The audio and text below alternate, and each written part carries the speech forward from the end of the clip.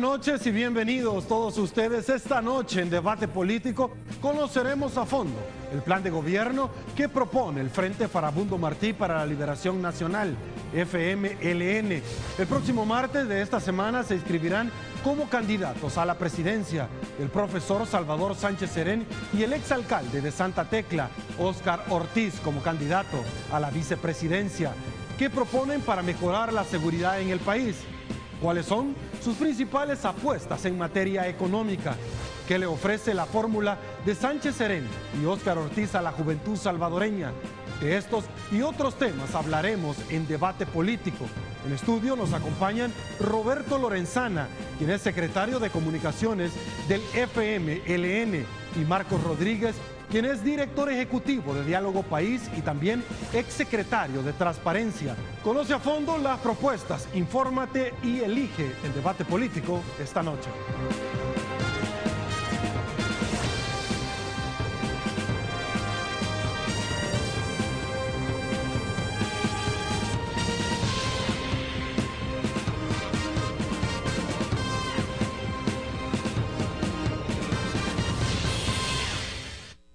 Bueno, gracias Sergio. Bienvenidos a Debate Político. Vamos a invitarles a que sean ustedes parte de nuestras redes sociales. Usted nos puede encontrar en Twitter como @debate33 y también puede encontrarnos en Facebook como Debate33, Debate Político 33.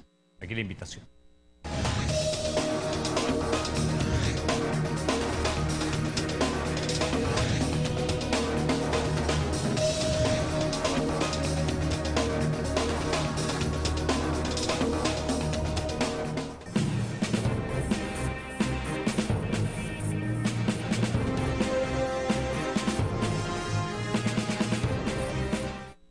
Y bueno, arrancamos Debate Político. Muy buenas noches, don Marcos Rodríguez y Roberto Lorenzana, amigos televidentes. Arrancamos desde ya con las preguntas que usted desea saber. A los dos una pregunta que por supuesto las personas se hacen en las diferentes redes sociales. Se espera que el Tribunal Supremo Electoral de Elecciones el próximo lunes dé el banderillazo de salida, y tengo entendido que el martes van a inscribir ya la fórmula del FMLN. ¿Nos pueden contar ustedes si en alguna manera el inscribirse les da algún tipo de ventaja sobre las otras fórmulas presidenciales? Inicio con usted, doctor Roberto Lorenzana.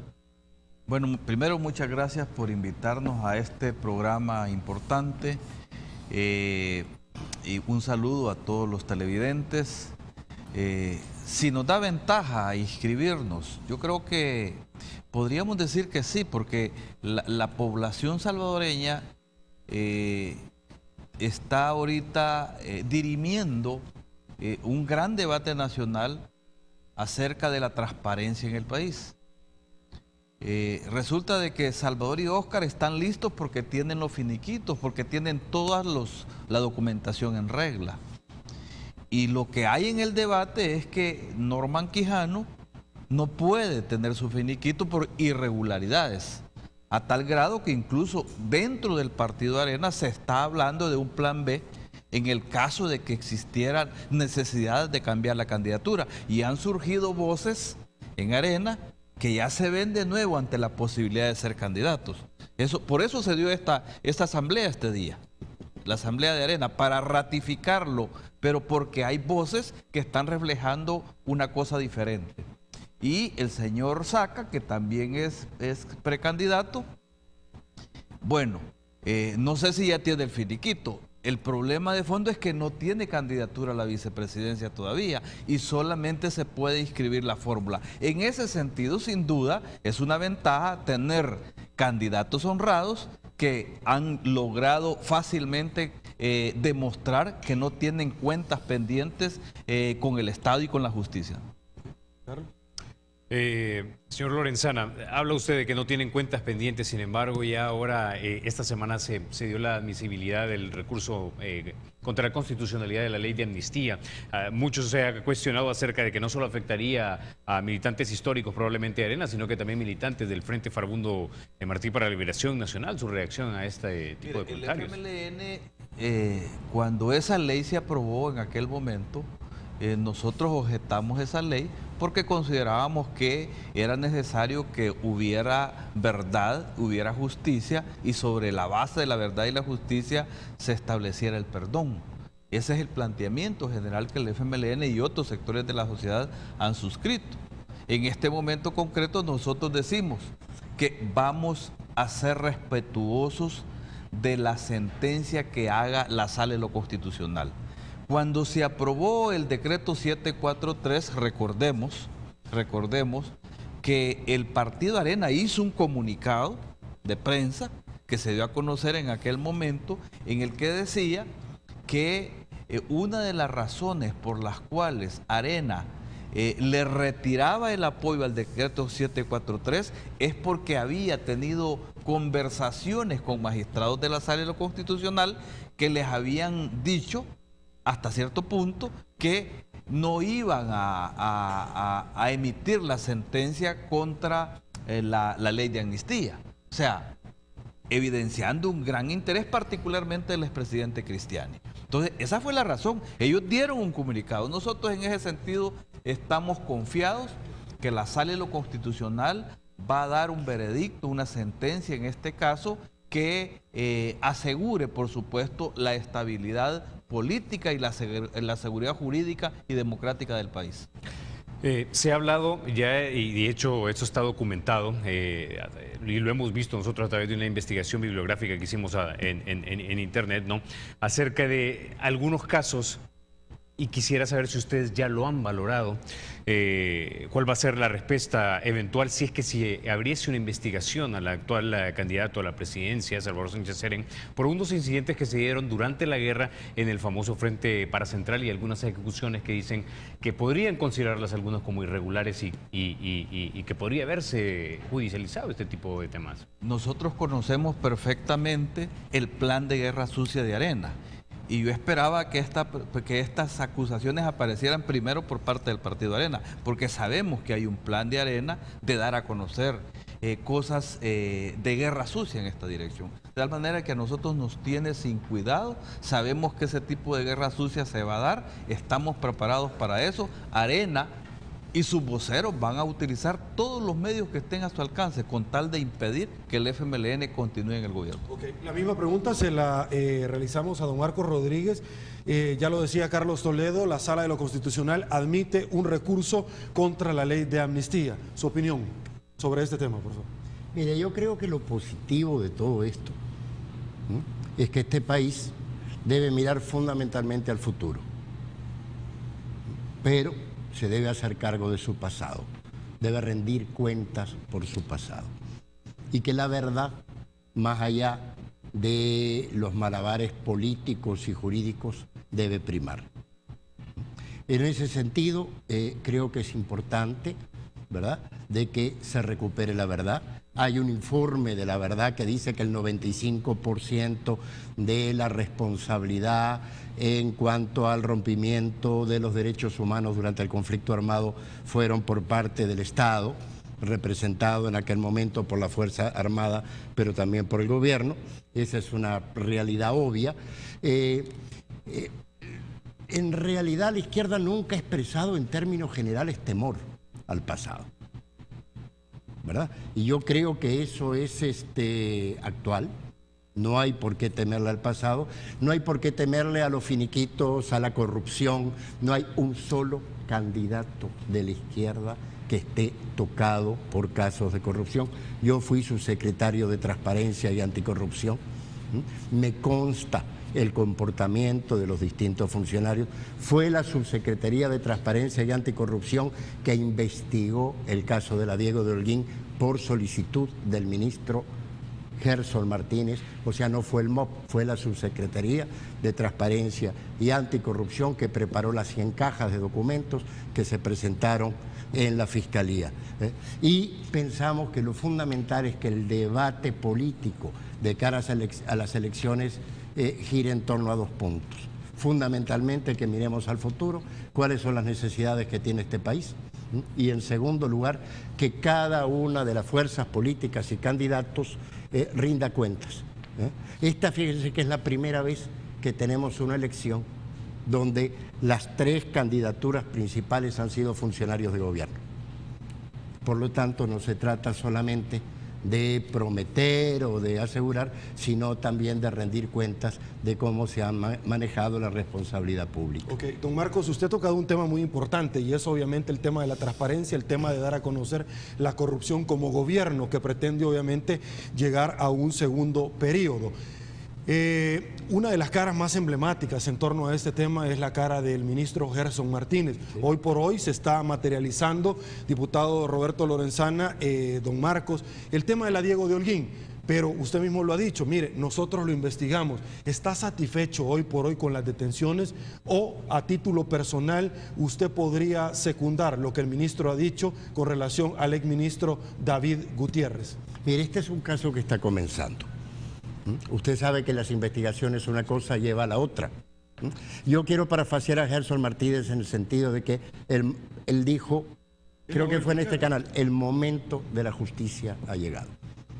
El caso de la Diego de Holguín es un caso emblemático, pero tenemos el caso de Correos, el caso de Lista, el caso de maternidad. O sea, este gobierno presentó 115 casos que yo conozco en detalle a los organismos que correspondían.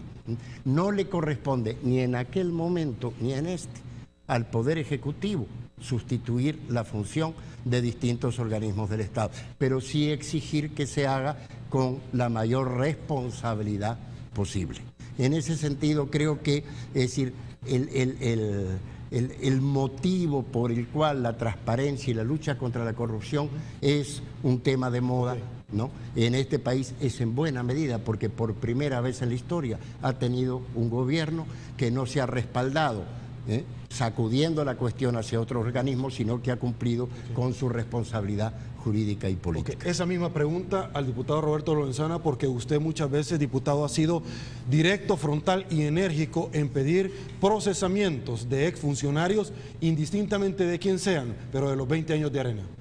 Yo creo que en general nosotros debemos de pronunciarnos porque haya justicia en todos los temas de corrupción. Si en este gobierno hubiese casos de corrupción, también debe haber justicia. O sea, no debe ser exclusivo para un periodo presidencial. Y en ese sentido, pues a nosotros nos parece que se presentó una documentación, pruebas de todo ese periodo, y el fiscal general de la República ha decidido iniciar ese proceso de esta manera. Para nosotros es muy importante que se empiece ese proceso, pero nosotros consideramos que todavía eso no es suficiente. Es un punto de partida y ojalá que se llegue totalmente a todos los responsables, a los autores intelectuales, a los autores materiales, a los peces gordos, como se ha dicho. Entonces nosotros estamos a la expectativa y tenemos la confianza de que se va a hacer justicia en este caso. Esta pregunta la hicimos también ya a la gente de Unidad. Cuando hablamos de transparencia se me vienen a la mente dos instituciones. Una es la sección de probidad de la Corte Suprema de Justicia, que sabemos actualmente no tiene dientes y sabemos que está fuera del ámbito del órgano ejecutivo. Sin embargo, desde el Ejecutivo se puede poner sobre el tapete de discusión si se le vuelve a dar dientes. Eso es uno. La segunda es la Corte de Cuentas. ¿Se comprometería un eventual gobierno del FMLN a que la Corte de Cuentas audite los principales proyectos de un eventual gobierno de manera permanente, de tal manera que los salvadoreños veamos que el uso de nuestros impuestos es transparente? En realidad la Corte de Cuentas tiene la responsabilidad de auditar todo, ¿verdad? Si no lo ha hecho en determinados momentos, es un vacío, ¿verdad? Nosotros incluso hemos estado promoviendo la necesidad de darle fortalecimiento institucional tanto a la Corte de Cuentas, también a la sección de probidad. La Corte de Cuentas nosotros consideramos que fue uno de los temas que no se abordó en la firma de los acuerdos de paz. Debió haber sido establecido una nueva definición, crear la Contraloría General de la República, darle atribuciones diferentes, separar las cosas administrativas de las cosas jurisdiccionales. En el mismo sentido, nosotros creemos que debería elegirse por mayoría calificada, de tal manera de que la vuelva más independiente, pues, en la medida en que se tiene más facilidad de tomar decisiones por mayoría simple, digamos, eso dificulta más la independencia. Es más segura la independencia cuando se toman decisiones por mayoría calificada. Es una reforma constitucional que nosotros hemos mencionado y seguimos impulsando. De tal manera que estamos de acuerdo. Fíjese lo que pasó con la sección de probidad. La sección de probidad, porque es oportuno, porque ahorita la Fiscalía ha pedido a la sección de probidad las declaraciones de probidad del gobierno de Francisco Flores. ¿Qué es lo que salió en las noticias estos días? Que se ha perdido la documentación. Y yo estoy casi seguro de que ahí no se puede encontrar mayor cosa, porque hay que recordar que en aquella Corte Suprema de Justicia de esos años se le quitó a la dirección de la sección de probidad las facultades para pedir las cuentas bancarias de varios de los funcionarios, incluido el presidente Flores de ese tiempo. De tal manera que esas declaraciones de probidad no tienen mucho, pero aún así se han perdido. En este momento, eso es una cosa dramática. Pero ¿cómo le explicaría usted, rápidamente ya lo voy con usted, diputado, que se pierde ahora información y de pronto otra surge como el resultado de una investigación del Deutsche Bank, que estaba perdida con el tema de la CELENEL y que de pronto apareció? Sí, o sea, son justamente lo que estamos hablando. O sea, todavía el país necesita avanzar más en el fortalecimiento institucional de estas valga la redundancia, instituciones que tienen responsabilidades claves en el manejo de la cosa pública y en el manejo de la transparencia del Estado. Don Marcos, la misma pregunta, asumiendo que usted es el hombre de la transparencia, relanzaría en ese tema de dotar de dientes a la sección de probidad y por supuesto también utilizar de manera más efectiva y permanente a la Corte de Cuentas a petición del Ejecutivo cuando amerite. Sin dudas, eso y bastante más. Es decir, hay que refortalecer la sección de probidad de la Corte de Justicia, la cual no es históricamente débil, sino que por aquello de la rendición de cuentas se debilitó con premeditación y alevosía, y yo quiero recordarle al público que eso motivó la renuncia incluso del jefe de la sección de probidad, Pino Cáceres, en su momento, en protesta, porque se bloquearon sus investigaciones. Por otro lado, la sección de probidad es débil tecnológicamente en el marco de la Corte de Justicia, y no es porque la Corte de Justicia tiene excesivos problemas financieros, ¿no?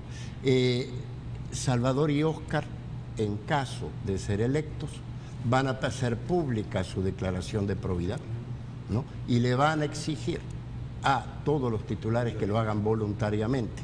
¿Por qué digo voluntariamente? Porque constitucionalmente no es posible obligar a hacer pública la declaración de probidad. Ameritaría una reforma constitucional. Pero por el otro lado, ¿no?, en nuestro programa tenemos planteado declarar como imprescribibles los casos de corrupción.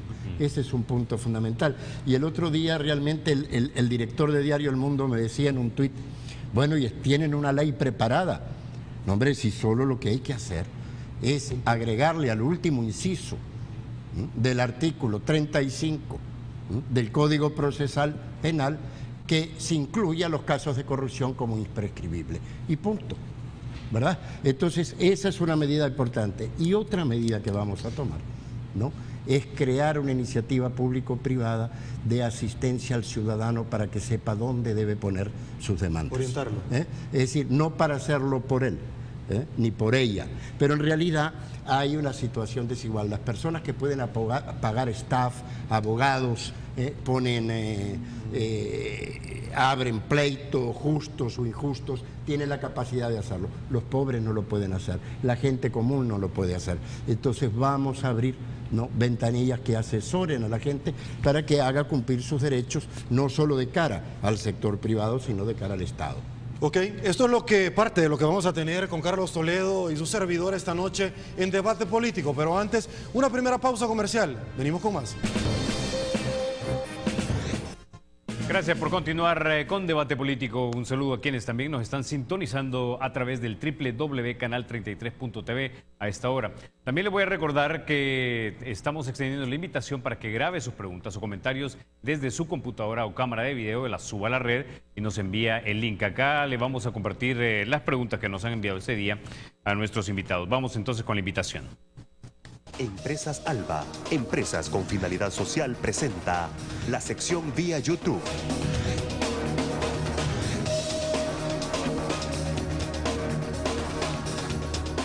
Mi nombre es Vanessa Rodríguez y quería saber de qué forma los jóvenes podemos sentirnos seguros al caminar libremente por las calles de nuestra colonia, ya que el nivel de secuestros ha aumentado y se siente un cierto temor tanto de parte de nosotros como jóvenes como de nuestros padres, porque el nivel de seguridad en este país es muy bajo.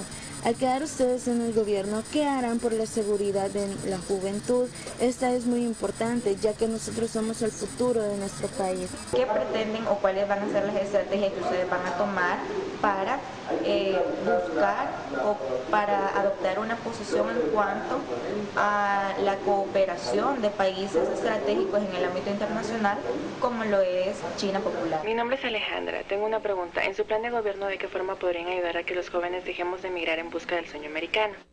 Muchas gracias. Felicidades por el programa.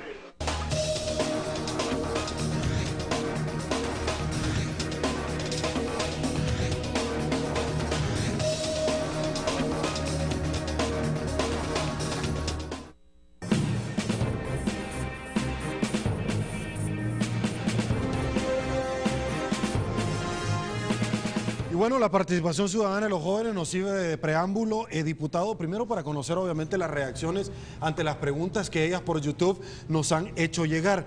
Parte de estas es, por supuesto, conocer un poquito de las proyecciones, de las ofertas, de los compromisos, como ustedes les han llamado, en términos de la juventud. Por ejemplo, encontrar mejores oportunidades para no emigrar hacia otro país.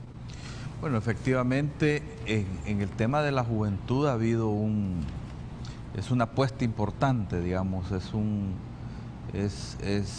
dentro del programa está contenido una serie de propuestas que creemos nosotros que son viables, que se pueden concretar y que pueden tener con seguridad un impacto positivo en la juventud. Yo voy a mencionar algunos emblemáticos. Desde el tema de la computadora para todos los niños, que no solamente es para la juventud, tiene ya un efecto positivo en la educación. El tema de la apuesta al deporte. Nosotros estamos hablando de 100 escuelas deportivas. Eso tiene un impacto en la juventud, en la recreación, en la salud física y mental de la juventud. El tema de la tarjeta joven, que es una tarjeta que tiene el propósito como una especie de tarjeta de débito de darle un descuento a los jóvenes, particularmente a los estudiantes. Ya en este gobierno, el diseño que tiene el Citran es sin duda, por lo que conocemos nosotros, también un descuento a los jóvenes en ese transporte. Y está establecido entonces en nuestra propuesta hacer ese descuento. También está el concepto de ciudad joven, que es, digamos, como un concepto un poco parecido, no es igual al de ciudad mujer, sino que son centros donde pueden los jóvenes tener esparcimiento, recreación, capacitación, entrenamiento. O sea, es un concepto amplio que seguramente en los próximos días o en las próximas semanas se va a explicitar con todos los detalles. El tema del empleo. El tema del empleo es clave. Nosotros creemos que no se puede ni siquiera asegurar la continuidad de los proyectos sociales si no hay generación de empleo, si no hay crecimiento de la economía. Este gobierno, el gobierno del presidente Funes, es el primer gobierno del FMLN que ha hecho una apuesta decidida a los aspectos sociales que deben de continuar. Y nosotros creemos que un segundo de gobierno debe tener como prioridad el tema económico, apostarle a la generación de empleo, a la generación de riqueza, a la atracción de inversiones, a la multiplicación de nuestras exportaciones, de tal manera que dinamice la economía. Eso sin duda llega como un beneficio decisivo a la juventud salvadoreña. Esas son algunas de las cosas que podría mencionar. Ok, don Marcos, por favor, la misma pregunta para usted. 3 estrategias. Mejor estudio y más acceso al estudio, más acceso al empleo y recreación y creatividad. Los jóvenes son un potencial también de creatividad y aporte a la sociedad. Tiene que ver con el deporte, tiene que ver con la recreación y por ahí va a ir Ciudad Joven. En lo que tiene que ver con los jóvenes, el cambio en el sistema educativo en el sentido de darle mayor prioridad a la formación técnica y a las pasantías en las empresas. O sea, el sistema es de posibilitar que los jóvenes salgan de las capacitaciones técnicas y profesionales y con pasantías y conocimiento del sector empresarial y muchos de ellos con empleo. Esto ya lo hacen, por cierto, algunas universidades privadas del país. De lo que se trata es que el sector público facilite este triángulo entre sector privado, Estado y el sector civil o social que está interesado en esto. Y en ese sentido, ¿no?, la universidad digital. Es decir, yo sé de un caso, por ejemplo, muy sencillo, en Lourdes, que no puede estudiar en la universidad, no porque no puede pagar la cuota, porque no puede pagar el bus de ida y vuelta a la universidad todos los días, y Lourdes ya es prácticamente un municipio periférico de San Salvador. Hay que tomar en cuenta que la mayoría de los jóvenes no generan ingresos, viven de los ingresos de sus padres. Por lo tanto, los jóvenes y las personas de la tercera edad deben tener un tratamiento preferencial que históricamente no han tenido en este país. Don Marcos, rápidamente vamos a ingresar al tema de seguridad porque usted ha mencionado algo que me llama mucho la atención, Lourdes Colón. Precisamente uno de los municipios, pertenece a uno de los municipios donde la inseguridad es más evidente. ¿Qué se le ofrece a los jóvenes que no pueden entrar en determinada colonia, en determinado suburbio, porque también tienen problema de que la vida de ellos pueda estar en peligro? Y eso definitivamente que entorpece el desplazamiento para llegar a un centro educativo. Bueno, mire, yo les voy a decir algo que quizás es riesgoso políticamente. Pero como yo no soy miembro orgánico de ningún partido político y represento también esta consulta ciudadana, creo que es oportuno decirlo. El problema de la seguridad ha rebalsado las capacidades institucionales del Estado en este país. Ese es hoy decía yo que la verdad es un punto de partida. Eso solamente puede ser enfrentado si movilizamos todas las fuerzas de la sociedad, las organizaciones de jóvenes, las iglesias católicas y evangélicas, los profesores y las escuelas, los sectores empresariales. No es solamente un problema de estancos, de prevención, delito, cárcel posterior. Eso es una clasificación muy conceptual. En la práctica, las personas que comienzan castigando a sus hijos y a la mujer terminan cometiendo delito. Las comunidades, la gente en los barrios sabe lo que sucede. Una prioridad del próximo gobierno va a ser no solamente pedirle a la población que contribuya con el gobierno, que es su responsabilidad, ¿no?, sino que es también, ¿no?, es decir, apoyar todas las iniciativas ciudadanas con recursos, con capacitación. En la mayoría de las comunidades hay ya gestores de paz. Cuando hay problemas van a hablar con la maestra, van a hablar con el cura, van a hablar con el pastor. Hay que ver esas organizaciones ciudadanas no solo como en deuda con el Estado, sino como receptoras de apoyo del Estado para que cumplan mejor su responsabilidad. Y en el Estado también hay que solucionar problemas, no solamente en el Ejecutivo. Realmente es complicado que solo el 3% de los casos que ameritan captura terminan en juicio y condenados. O sea, necesitamos realmente... Yo creo que la independencia de poderes, que es justa y necesaria, no puede ser escaparate para esconder la responsabilidad que tiene el Estado de articular y actuar en forma coordinada. Entonces, creo que en realidad el problema de la seguridad, el que prometa resolver el problema de la seguridad en 3 o 4 años está mintiendo. Este es un problema que se viene acumulando desde hace 20 años, desde que disminuyeron las inversiones sociales, desde que las mamás se tuvieron que ir a Estados Unidos y dejaron a los hijos con los abuelos, desde que la gente emigró a la ciudad y se dio una ruptura de los tejidos sociales, desde que la gente sintió que el Estado no les servía para nada y tenían que crear sus propios grupos de poder. Entonces, en función de eso, es una que pasa por inversión social, por recuperación y porque el Estado actúe de forma más articulada y efectiva.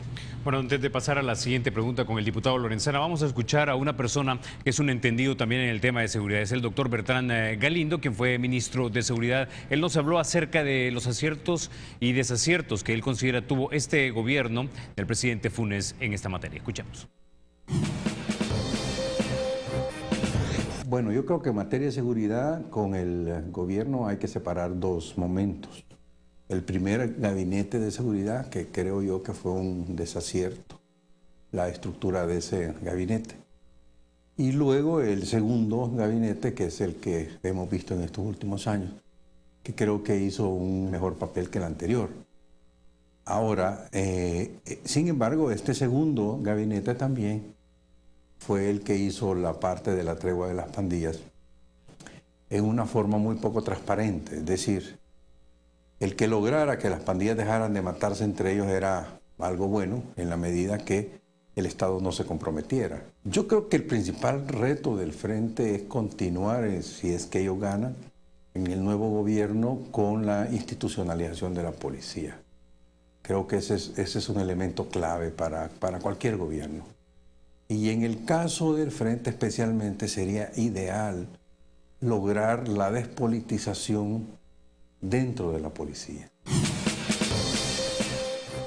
Bueno, teníamos ahí la opinión del doctor Bertrand Galindo. Ya don Marcos nos habló acerca de políticas que irían orientadas a la categoría de la prevención. Sin embargo, en la categoría del combate y a la criminalidad, hemos leído un reporte de prensa que cita inteligencia policial que dice que luego de la tregua el 40%, o mejor dicho, las pandillas han incrementado en un 40% su dominio territorial. Por otro lado, también sabemos, luego de la Semana del Migrante, el UTEC, que el 60% de la gente que se va a este país tiene las edades de entre 18 y 25 años.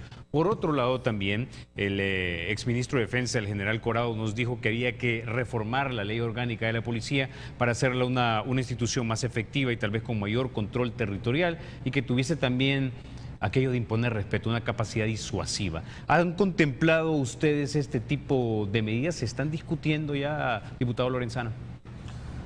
Bueno, primero quiero decir que el doctor Galindo, una persona a la quien respeto, ha sido del COENA, de la dirección del Partido Arena, ¿no? De tal manera que sus juicios de valor, independientemente de que él hable de despolitización de la seguridad, están politizados y partidizados. Sigue siendo un dirigente del Partido Arena. Sin embargo, creo que uno tiene que hacer un esfuerzo por buscar qué aspectos deben de estar, deben de racionalizarse de su planteamiento. Yo creo que la institucionalización de la policía es un esfuerzo que se está haciendo desde su nacimiento, ¿verdad? Desde que surgió la policía, es la creación de una nueva entidad y creo que se ha consolidado como institución. En este gobierno se han aumentado también el número de efectivos, más de 4.000 efectivos para enfrentar este flagelo y creo que no es totalmente objetivo cuando se dice que no ha habido disminución de la delincuencia y que la única razón por las cuales bajó en determinado momento es la tregua entre pandillas. Todos sabemos que prácticamente los homicidios disminuyeron en un 50%. En este momento, el mes pasado, se estuvo hablando de que tuvimos 8 homicidios diarios, es el más alto, cuando en Honduras hay 40 homicidios diarios. Y cuando terminó el expresidente Saca su gobierno, teníamos 14 diarios.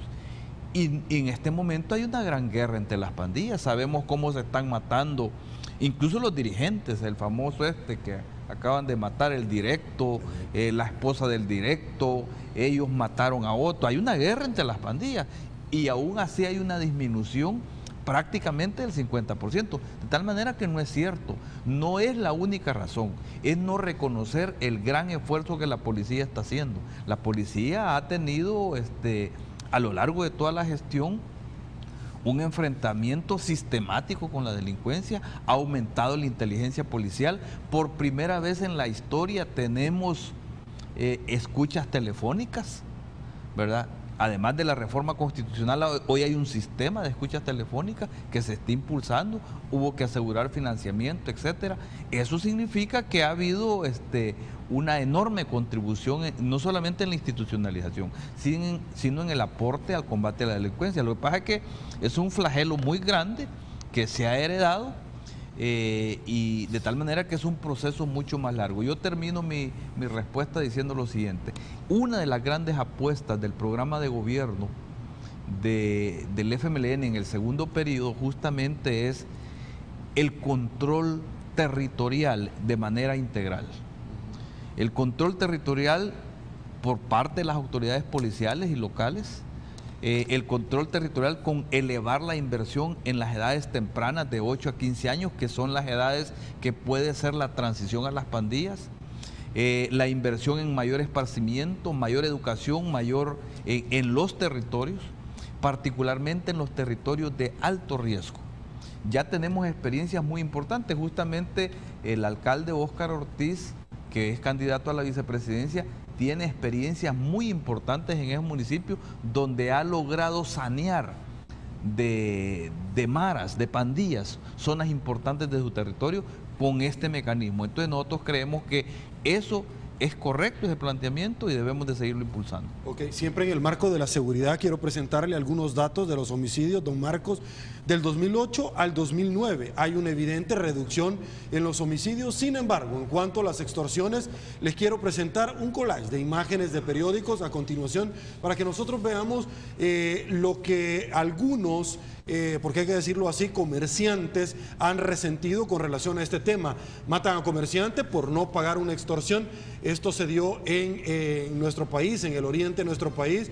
La mediana empresa, así como la microempresa, también ha resentido este tema de alguna forma. Aquí es lo que les comentaba, pequeñas y medianas empresas pagan 18 millones al año en extorsiones, capturadas cuando recogían extorsión, es decir, la agarran en la plena actividad de este hecho delictivo. ¿Qué respondería, don Marcos, a aquellas personas que han señalado que el plan actual del FMLN es una unificación del plan de Shafik Handal y el plan actual de Salvador Sánchez Serén con el presidente Mauricio Funes, y que en aquel momento aseguraron que iban a reducir al 0% los homicidios y que no han podido llevarlo a feliz término? Bueno, a ver, realmente las formas de delito han venido cambiando en los últimos 20 años. Yo me acuerdo después de los acuerdos de paz que era peligroso los robos de carros y transitar en las carreteras. Habían emboscadas en las carreteras, como había en Guatemala. Hoy los guatemaltecos están tranquilos en El Salvador porque pueden transitar tranquilamente por las carreteras. O sea, el delito ha venido cambiando. Lo que no cambió en estos años son las causas sociales, porque no se abordaron, ¿no?, que daban lugar permanentemente a este tipo de actividades. En este sentido nosotros dijimos, bueno, vamos por los asesinatos. ¿Se redujeron los asesinatos o no se redujeron? Hablando de la rendición de cuentas, ¿qué éxito pueden mostrar las otras candidaturas que realmente gobernaron de haber logrado efectivamente un resultado de disminución de la violencia? ¿Que es insuficiente? Sin duda, es insuficiente. ¿Cuál es la forma de delito principal en este momento? Las extorsiones. El gobierno está planteando que hubo una disminución del 10% de las extorsiones, lo cual es absolutamente insuficiente. Las extorsiones, fíjense que es interesante que las extorsiones no golpean a la gran empresa. La gran empresa puede protegerse. Golpean a la señora que hace tortillas en la esquina, a la tienda, ¿verdad? Es decir, aún así, algunas formas de extorsión como la de los buses, ¿se acuerdan? ¿No? Se logró controlar. Nuestra prioridad en el próximo gobierno es potenciar la unidad de lucha contra las extorsiones, ¿no? Y luchar decididamente contra la extorsión como la forma principal de delito. A la par de que tenemos estrategias más de fondo, como el de recuperación de territorios y el de incorporación de todos los actores sociales, y el de articulación de las distintas instancias del Estado y del marco legal. Un problema de las extorsiones es que son menores de edad los que están recogiendo las extorsiones, ¿verdad? Esto exige un trabajo de inteligencia muy fino y también exige una coordinación entre las distintas entidades del Estado para abordar adecuadamente este problema. Sin dudas, el mensaje de diálogo de país en este sentido fue claro, ¿no? Lo que este gobierno ha hecho no es suficiente, ¿cierto? Pero no se puede decir que no hay un punto de inflexión y que empezamos a ver resultados positivos. Y en ese sentido, creo que ningún gobierno puede plantear cero extorsión, cero asesinato, porque eso no sucede ni en El Salvador, ni en Estados Unidos, ni en Suecia, ni en Uruguay, ni en ningún país del mundo. Eso sería absolutamente demagógico. Lo que ha habido, ¿no?, es un manejo muy oportunista del problema de la seguridad y una renuencia a aceptar que lo que hoy tenemos en el país lo hemos construido nosotros. Esto no lo trajo un plato volador, esto no es una invención, este es un fenómeno muy complejo que ha sido socialmente construido por esta sociedad, que exige que el gobierno vaya adelante, pero exige del compromiso de toda la sociedad para superar. Siempre en el tema, diputado Lorenzana, en el tema de la delincuencia, de los homicidios, muchas personas se preguntan, ¿habría sido posible sin la tregua alcanzar estos niveles de reducción que evidentemente y que los hemos compartido del 2008 al 2009 con usted? Y muy puntualmente le hago esta pregunta porque en la última encuesta del CIOP, un número muy alto, ponderablemente hablando, un 84% estimaban que no estaban de acuerdo con el tema de la extorsión, aunado a lo que Carlos ya comentaba anteriormente, que un 40% la corporación policial así lo ha ubicado, que le ha servido para que las pandillas se puedan empoderar dentro del territorio. Mire, yo creo que es bueno que el pueblo salvadoreño conozca así de manera rigurosa la evolución de las estadísticas. O sea, cuando este gobierno inició su gestión, habían 14 homicidios diarios, eso había, 14 homicidios diarios. Cuando termina su gestión el ministro Manuel Melgar, ya estábamos más o menos entre 10 y 11 homicidios diarios. Con el ministro Munguía Payés se redujo a 6, algunos dicen 7 homicidios diarios. O sea que la disminución venía. ¿Y la tregua cuánto tiempo tiene? Un año. La tregua empezó hace un poco más de un año. O sea que la reducción empezó desde antes. Lo que pasa es que ahora la derecha, para atacar, digamos, ese logro de haber reducido la delincuencia, dice, no es que es por la tregua, porque los delincuentes ya nos están matando entre ellos. Sin duda fue un factor adicional, pero no fue el único factor. El factor fundamental ha sido el enfrentamiento de la policía contra los delincuentes. Ha sido también el control territorial. Ha sido también los esfuerzos que han habido en materia en educación, por ejemplo. Y no me refiero solamente a la disminución de la deserción, al aumento de la escolaridad, que también son importantes, sino que me refiero a que ha habido un nivel de incidencia menor de la delincuencia en los centros educativos. O sea, antes los muertos dentro de los colegios, dentro de las escuelas, era mayor que ahora. Eso ha disminuido, o sea que ha habido un esfuerzo grande. Lo que pasa es que no quieren reconocer que la reducción de la delincuencia se debe al ataque integral que ha hecho este gobierno y se lo quieren achacar únicamente al tema de la tregua. Bueno, con eso vamos a la pausa, regresamos en minutos.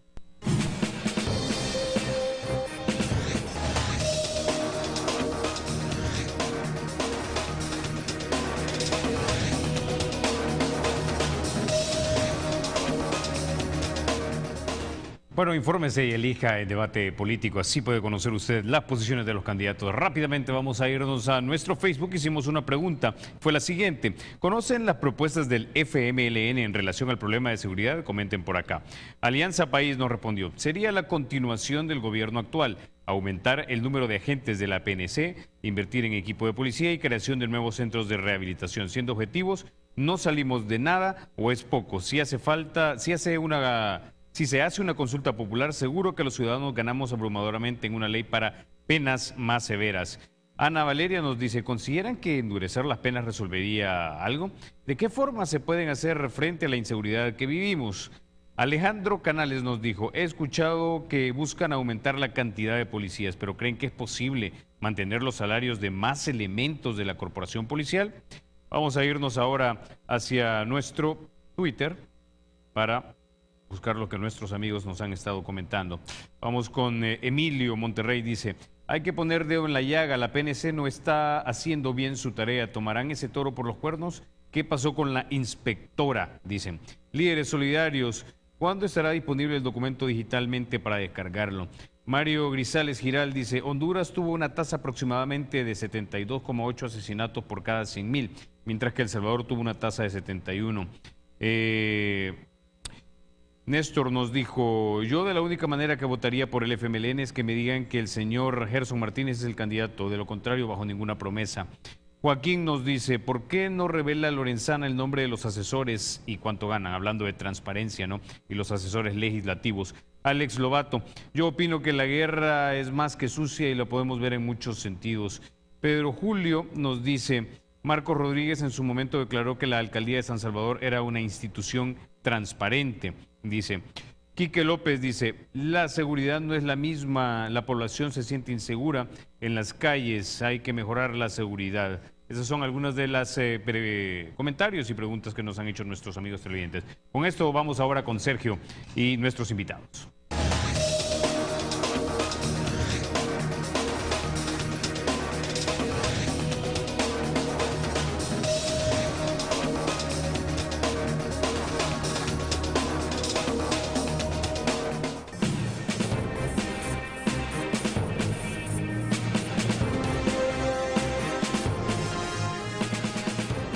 Muchísimas gracias por las preguntas que usted nos hace llegar a las diferentes redes sociales para que nuestros invitados las conozcan y puedan responder. Diputado Lorenzana, conocer un poquito sus reacciones y por supuesto hay una pregunta que me llamó muchísimo la atención de una amiga televidente que dice: ¿se debe de cumplir la resolución del Instituto de Acceso a la Información por parte de la Asamblea Legislativa? Por favor. Bueno, empiezo por ahí. Mire, nosotros estamos convencidos que las resoluciones de los diferentes organismos deben de cumplirse en el marco de lo que establecen las mismas leyes de la República. Y en este caso concreto, hablando de asesor, fíjate, primero, quien impulsó esa ley desde hace más de 10 años es el FMLN. Solo fue necesario que hubiera un gobierno del FMLN para que tuviéramos ley. Nunca ha habido los niveles de acceso a información que se tienen en este gobierno, en este periodo presidencial, nunca antes. Y en este caso puntual de los asesores, nosotros estamos totalmente de acuerdo de que se entreguen los listados de asesores, tal como lo dice la ley. La ley así lo dice, que deben de publicarse los listados de asesores. Lo que pasa es, y esa ha sido una cuestión de trámite que se va a resolver pronto, nosotros somos los más interesados. ¿Por qué? Porque la solicitud expresa del instituto dice que se les entregue copia certificada de la planilla. Y eso no lo dice la ley. Porque en las planillas hay descuentos, incluso descuentos de bancos, hay otros aspectos de carácter personal. Esa es la diferencia de fondo. Nosotros le dimos la copia certificada de planilla, no, porque ahí sí hay datos confidenciales de carácter personal. Entonces nosotros vamos a dar a conocer los listados de los asesores como lo dice la ley y esperamos nosotros en los próximos días ponernos de acuerdo. ¿Cómo no voy a estar interesado yo? Les voy a poner un ejemplo. En que se dé a conocer que Julio Gamero, actual concejal de Arena en la alcaldía, es asesor en la Asamblea Legislativa por parte de Arena. Pero la ley no lo permite eso. La ley no lo permite, porque hoy él tiene un salario, antes eran dietas, hoy los concejales tienen salarios y él tiene 2 salarios del Estado. El pueblo debe saberlo y cómo no voy a estar de acuerdo yo en que se difunda el listado de asesores. Lo que pasa es que debemos de hacerlo tal como establece la ley y nosotros esperamos en los próximos días que esto se resuelva, dándole a conocer la información. Nosotros no tenemos el propósito de ocultarle a la población lo que la población debe de conocer. Y esta es una información importante como la de este señor Julio Gamero, que tiene 2 salarios del Estado, no son dietas.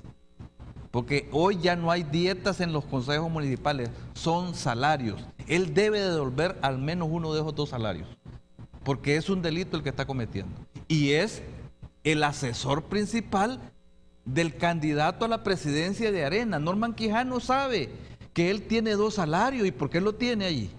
Debería renunciar a un salario. Yo le pido aquí públicamente a Norman Quijano que le diga a Julio Gamero que renuncie a uno de los 2 salarios, porque tiene 2 salarios en el Estado. Okay. ¿Para cuándo podríamos esperar, diputado Lorenzana, entonces esta lista de nombres? Fíjese que nosotros en la Junta Directiva le pedimos autorización, porque pensábamos nosotros que era necesario pedir autorización a todos los asesores.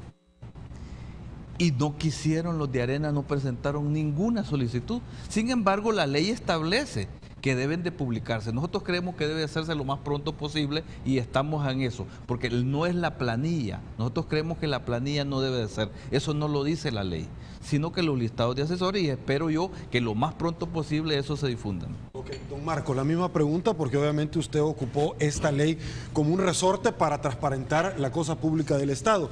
También una de las preguntas que me ha llamado muchísimo la atención y que la gente nos hace es ¿qué opina de que el presidente de la República ha vetado sus viajes hasta el 2017? Bueno, mire, con respecto a lo de la Asamblea Legislativa, los Twitter se pueden rescatar, ahí están. Sí. Yo he dicho desde hace 2 semanas que debe ser público. ¿Cierto? La ley es clara. Los nombres de los asesores deben ser públicos. Y los salarios en su categoría, no nombre salario. Los asesores del Poder Ejecutivo, todos están expuestos en la web. No he visto ningún medio que reconociera que todos los asesores del Poder Ejecutivo están con su CV y sus salarios expuestos en la ley. ¿B8 puntos? Sí, B8 puntos. Y vi el debate cuando una exfuncionaria comentarista de un programa tuyo se tomó esto muy a pecho, pero no dijo cuánto ganaba ella cuando estaba al frente de la CND. Esto es un problema ético. Yo considero que hay que proteger la privacidad de las personas. Usted no puede publicar nombre, teléfono, nombre, tampoco. Sí, pero sí la lista de los nombres de los asesores y las categorías. Si hubiese un arreglo especial, que es probable que lo haya, de asignación de asesores y manejo del dinero según el tipo de asesoría, habría que explicar el motivo de por qué es así. Y mientras no cambie la ley, hay que hacerlo, porque no es lo mismo una asesoría puntual que una asesoría, es decir, no son los mismos los niveles, ¿no? Pero que las categorías o la forma en que se maneja debe ser público, es obvio. Puedo decirlo ahora y lo dije en su momento. Para mí, lo que tiene que ver con los viajes del presidente, ya pasados, y toda información que no comprometa la seguridad debe ser pública. Las personas que solicitan también deben saber. ¿Por qué no le preguntan sobre los viajes del presidente Obama hay un montón de información que es reservada. El presidente Funes no es Obama, pero es el primer mandatario de este país. Ahora, lo más importante lo dijo Roberto. ¿Quién dirime? ¿Quién dirime este conflicto? ¿Lo dirimo yo? ¿Lo dirimen ustedes? Bueno, en parte la opinión pública. Lo dirime un instituto de acceso a la información pública. La ley de El Salvador es una de las 5 mejores leyes del mundo y es la única del mundo que nombra un instituto con base en participación de la sociedad civil, la única. Y eso, si el gobierno no hubiese querido, si la fracción, porque eso, discúlpenme los amigos de Arena, no se aprueba con 19 votos, se aprueba con 43 votos. Entonces, él me tuiteó, y esta es mi postura: mataron al tigre y les asusta el cuero, ¿cierto? Es decir, yo creo que a veces, y eso es normal, cuando usted comienza una práctica nueva hay dudas.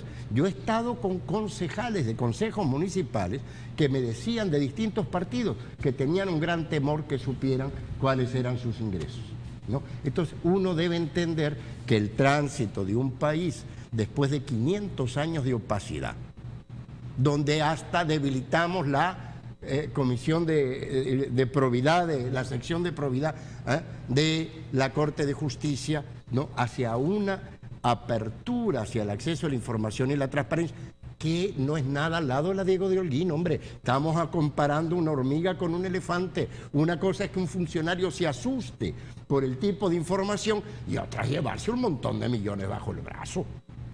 Entonces, creo que hay que tratar de bajarle un poco a la politización del punto, ¿no? Y realmente seguir avanzando y discutiendo públicamente este punto. Ok, don Marcos, a propósito de esto, déjeme que le cuento y quiero presentarles a todos ustedes lo que nos dijo en su oportunidad el doctor Roberto Rubio, quien es economista y director ejecutivo de la Fundación Nacional para el Desarrollo, FUNDE. Adelante, veámoslo.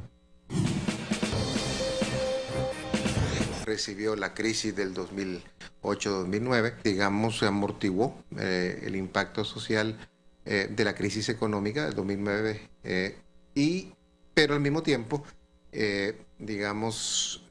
sostener esta situación cuando la economía no creció. Esto se nos transformó pues en mayores subsidios y se nos transformó pues en una presión mayor. Va a recibir unas finanzas públicas muy maltrechas, diría, y su principal reto va a ser a corto plazo ver cómo frente a esa situación donde es más posiblemente vamos a entrar a un periodo donde se terminaron las bajas tasas de interés y donde posiblemente va a haber más presión fiscal. Entonces el reto que tiene es cómo hacer crecer economía, cómo encontrar los motores digamos que necesita la economía. El doctor Rubio es bastante sombrío en su análisis sobre el panorama económico. ¿Su reacción a esta opinión de carácter técnico, diputado Lorenzana? Sin duda la situación económica del país y la situación fiscal en particular es un enorme desafío, como fue un desafío en el momento en que el presidente Funes asumió la responsabilidad del presidente, porque estábamos en la crisis internacional, habían caído las exportaciones, habían caído más o menos el 15% de las remesas familiares, había caído la recaudación fiscal, se habían perdido como 40.000 empleos. Así empezó el presidente Funes. Se recuperaron esos empleos perdidos, aumentaron después las remesas, estamos de nuevo en el nivel anterior. La recaudación se incrementó, con el presidente Funes se ha incrementado la recaudación mediante algunas reformas fiscales, de tal manera de que se ha logrado pasar este periodo complicado de la crisis mundial. No es suficiente. La solución del problema fiscal no puede tener a la base únicamente el incremento de los impuestos. Nosotros rechazamos eso. Esa recomendación se tiene de organismos internacionales de que hay que subir el IVA. La única solución verdadera es el crecimiento de la economía y hay que apostarle de manera agresiva al crecimiento de la economía, hay que apostarle de manera ambiciosa a una gestión internacional de inversiones extranjeras. el FMLN va a poner a su servicio su creatividad, su inteligencia, y vamos a demostrar que tenemos amigas en el mundo. Hay que ver hacia el sur, hay que ver hacia China, hay que ver hacia la India, hay que ver hacia Rusia, hay que ver hacia Petrocaribe, de tal manera de que se puedan incrementar las inversiones en el país y aumentar las exportaciones de nuestro país. Solo de esa manera se va a resolver el problema fiscal que acertadamente dice Roberto Rubio. Dos preguntas puntuales. La primera, algunos economistas nos dicen que la tirantez entre el órgano ejecutivo y el sector empresarial le roba por lo menos un punto porcentual al crecimiento económico en el país. La segunda pregunta es, usted dice apostar a la economía, pero ¿a qué le vamos a apostar específicamente? Y si va a cambiar también la dinámica entre el órgano ejecutivo y el sector empresarial, porque hay algún nivel de confianza que se tiene que tener para crecer la economía, porque la que la crece no es el Estado propiamente, sino el sector privado, ¿no? Mire, yo creo que el tema de los debates públicos en particular, entre la empresa privada y el presidente, yo no quiero hablar quién tiene la responsabilidad en esto, ¿verdad? Pero realmente debe de ser administrado mejor ese tema. Nosotros esperamos que debe construirse un ambiente de cordialidad, porque en materia de política económica, el presidente Funes no ha tenido una política de desestabilización, ha respetado las reglas del mercado, ha respetado las inversiones, repatriación de las utilidades, o sea, las reglas del juego no las ha respetado. No han habido confiscaciones, no han habido expropiaciones, de eso no ha habido nada. Lo que ha habido es, a mi juicio, una tirantez pública. Y yo quiero decirlo con toda la franqueza del mundo, yo creo que la ANEP tiene una agenda partidaria, no los empresarios. Nosotros tenemos excelentes relaciones con muchos empresarios, ¿verdad? Pero hay una decisión ante el vacío que tenía Arena por su debilidad institucional, por la crisis del partido, surgen otros instrumentos y ANEP llenó el vacío, así lo entendemos nosotros de Arena. Pero nosotros de todas maneras les decimos a la ANEP, a todos los empresarios, nosotros queremos ser amigos, queremos ser aliados del sector privado. Por supuesto de que nuestra prioridad seguirán siendo los sectores pobres del país, pero queremos, así como hemos apostado a la solidaridad con los excluidos, abrimos nuestras manos para entendernos con los sectores empresariales del país. Ok, con eso nos quedamos, vamos a una nueva pausa acá en Debate Político y seguimos con más.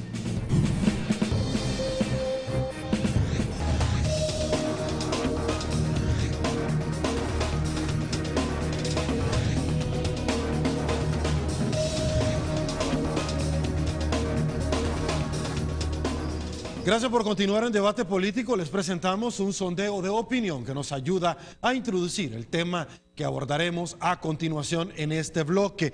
Rápidamente les comento que, bueno, Néstor Alex nos ha compartido su opinión y nos dice por qué cuando el FMLN hace una propuesta de ley y si la ANEP no está de acuerdo, desisten de ella.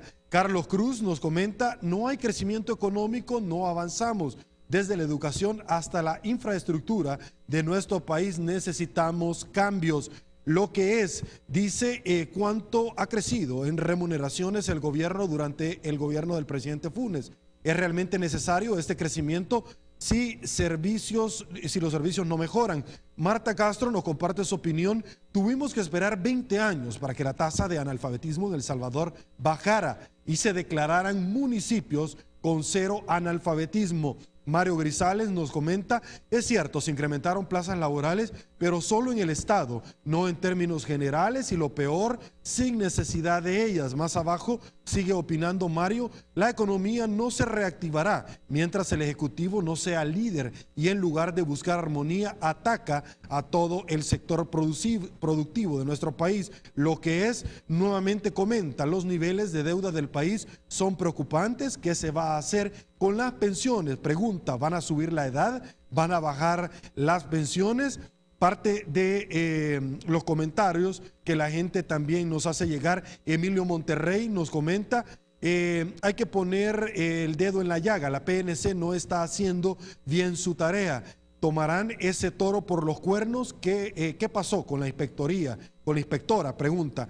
Líderes Solidarios pregunta, ¿cuándo estará disponible el documento digitalmente para cargarlo. Me imagino que se refiere puntualmente al plan de gobierno que hoy por hoy ustedes están articulando. Mario Grisales, nuevamente, muchísimas gracias, Mario.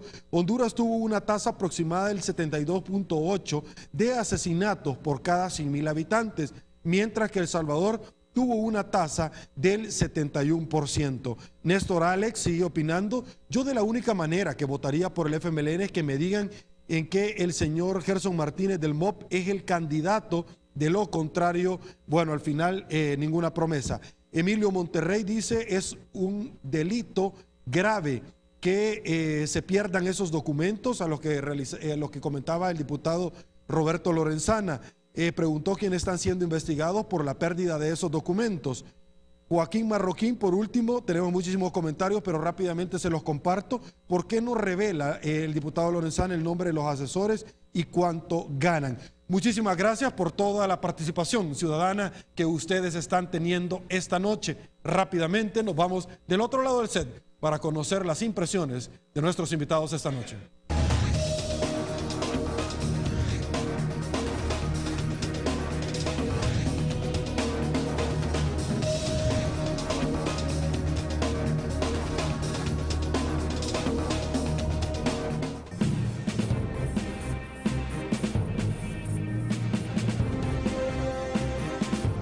Bueno, antes de continuar con el tema económico, vamos a darle la oportunidad al diputado Lorenzana y a don Marcos para que nos reaccionen a los comentarios que nos han escrito la gente a través de las redes sociales. Claro, pedirles por el tiempo también que vamos a tratar de retorcerlo, que sean muy puntuales. A ver, muy corto.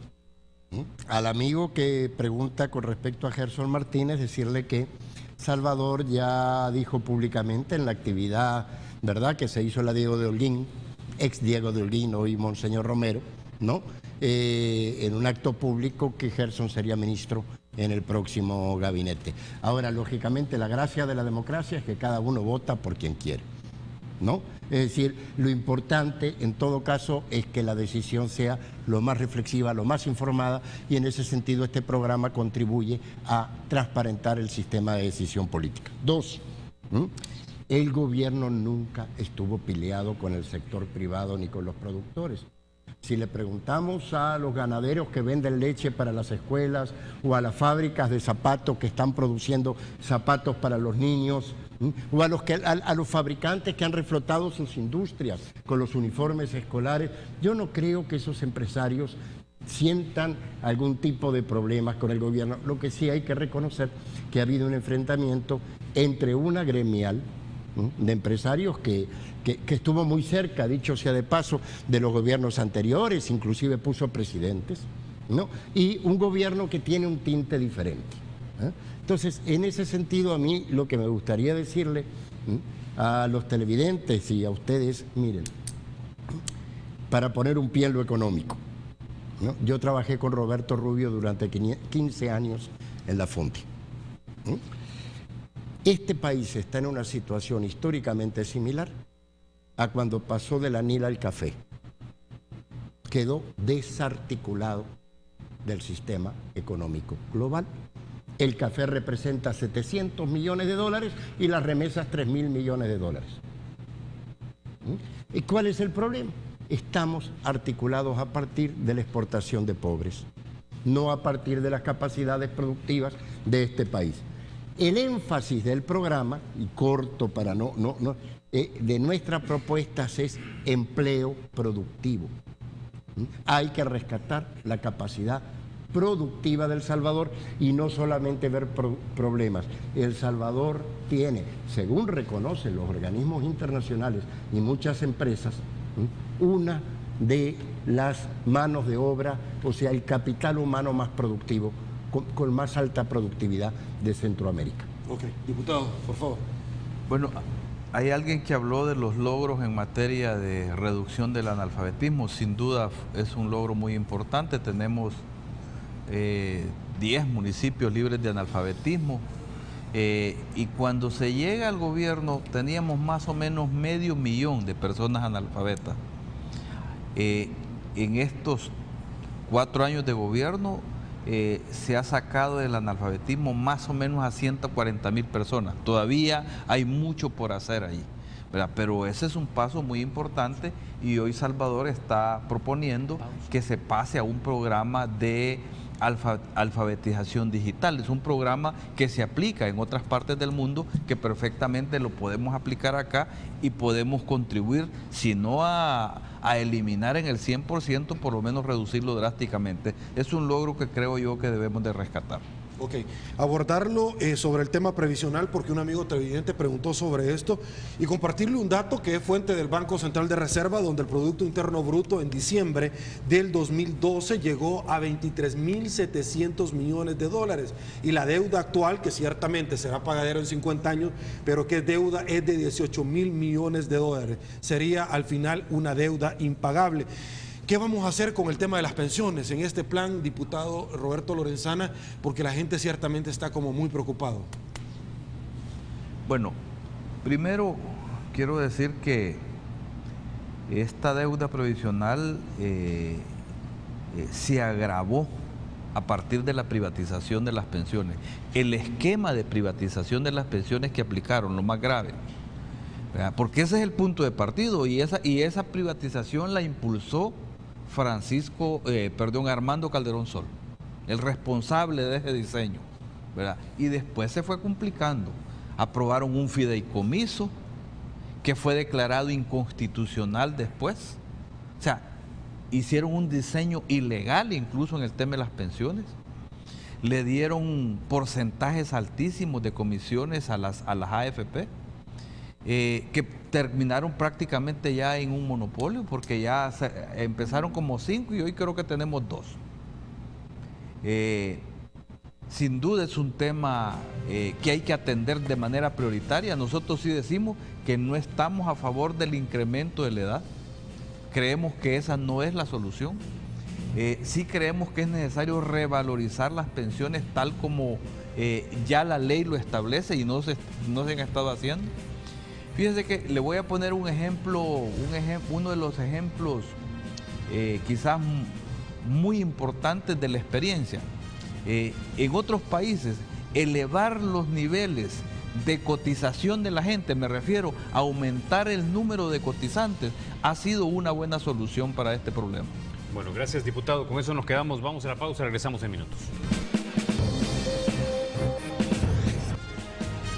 Estamos de regreso, esta es la sección En Pocas Palabras. Iniciamos con la primera pregunta, diputado Lorenzana. ¿Qué programas sociales actuales buscará mantener un eventual gobierno del FMLN? Bueno, yo creo que los de educación, mantener los paquetes escolares, también en salud, la eliminación de las cuotas en los hospitales, la reducción de los precios de los medicamentos, el vaso de leche, son de las medidas emblemáticas que deben continuar. Don Marcos, ¿qué harán con la tregua entre pandillas? Bueno, nosotros no vamos a hacer nada especial porque no es con nosotros. La tregua entre pandillas, no vamos a hacer nada para que se rompa. Sería una irresponsabilidad hacer eso, y vamos a centrar la política en fortalecer los aspectos que ya hemos mencionado. Ok, don Roberto, ¿cuáles son las fuentes de financiamiento más importantes de este plan? 3 son las fuentes básicas. En primer lugar, asegurar el crecimiento de la recaudación por la vía del crecimiento económico del país. En segundo lugar, mayor control y mayor eficiencia en el gasto público. Y en tercer lugar, las fuentes de financiamiento externo, en particular Petrocaribe, el ingreso de El Salvador a Petrocaribe. Don Marcos, ¿hay un compromiso con la transparencia? Sin duda. Y mirando esto desde el pasado, realmente queda muchísimo por hacer, pero nadie ha hecho tanto como este gobierno y nadie hará tanto como el que viene. Yo no estaría en esto si no fuera así. Ok, don Roberto, ¿cuál es el principal compromiso con los jóvenes? Con los jóvenes, ampliar las oportunidades de educación, particularmente la Universidad Nacional y la tarjeta joven. Bueno, con eso llegamos al final de Debate Político. Carlos, ha sido un placer haber compartido esta noche y por supuesto con ustedes también. Igualmente, mi querido Sergio, vamos a regresar el próximo domingo, siempre a las 7:30 en punto, luego del noticiero Teleprensa. Que tenga usted un buen inicio de semana. Buenas noches.